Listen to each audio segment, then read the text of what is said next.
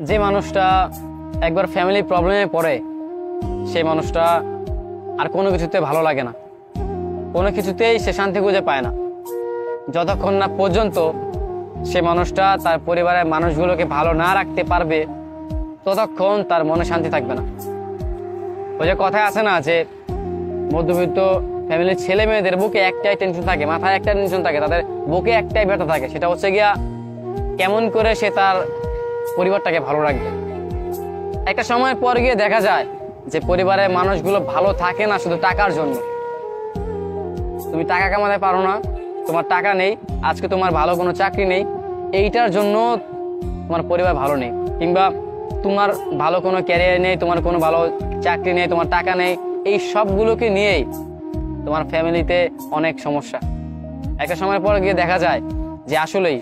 পরিবারের মানুষ